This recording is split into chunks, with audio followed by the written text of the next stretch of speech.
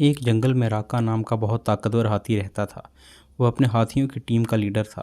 बरसों तक सूखा पड़ने के कारण वहाँ के सब झील तालाब सूख गए और पेड़ मुरझा गए। सब हाथियों ने मिलकर अपने लीडर राका से कहा कि हमारे बच्चे भूख प्यास से मर गए, जो बचे हैं वह भी मरने वाले हैं, इसलिए जल्दी ही किसी बड़े तालाब की खोज की जाए। बहुत देर सोचने के बाद राका ने कहा, मुझे एक तालाब याद आया है। वह जल से सदा भरा रहता है, चलो वहीं चलें। 5 रात की लंबी यात्रा के बाद सब हाथी वहां पहुंचे। तालाब में पानी था। दिन भर पानी में खेलने के बाद हाथियों की टीम शाम को बाहर निकली। तालाब के चारों ओर खरगोशों के अनगिनत बिल थे। उन बिलों से ज़मीन पोली हो गई थी। हाथियों के पैरों से वे सब बिल टूट फूट गए। बहुत से खरगोश भी हाथियों के पैरों से कुचले गए। किसी की गर्दन टूट गई, किसी का पैर टूट गया, बहुत से मर भी गए। हाथियों के वापस चले जाने के बाद उन बिलों में रहने वाले घायल लहूलुहान खरगोशों ने मिलकर एक मीटिंग की।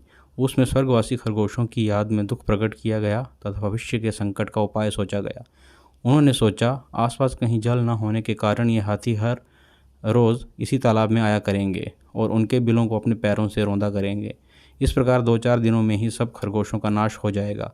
इस संकट से बचाने का उपाय सोचते सोचते एक ने सुझाव दिया, हमें अब इस स्थान को छोड़कर अन्य देश में चले जाना चाहिए। इसी में समझदारी है।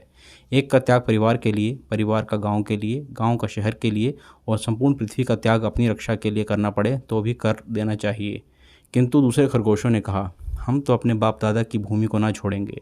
कुछ ने उपाय सुझाया कि खरगोशों की ओर से एक चतुर दूत हाथियों के टीम लीडर के पास भेजा जाए। वह उससे यह कहे कि चंद्रमा में जो खरगोश बैठा है उसने हाथियों को इस तालाब में आने से मना किया है। संभव है चंद्रमा वाले खरगोश की बात को वह मान जाए। बहुत विचार के बाद रॉबिन नाम के खरगोश को दूत बनाकर हाथियों के पास भेजा गया। रॉबिन भी तालाब के रास्ते में एक ऊंचे टीले पर बैठ गया और जब हाथियों का झुंड वहां आया तो वह बोला, यह तालाब चांद का अपना तालाब है, यह यहाँ मत आया करो। राका बोला, तू कौन है? रॉबिन ने कहा, मैं चांद में रहने वाला खरगोश हूँ। भगवान चंद्र ने मुझे तुम्हारे पास यह कहने के लिए भेजा है कि इस तालाब में तुम मत आया करो।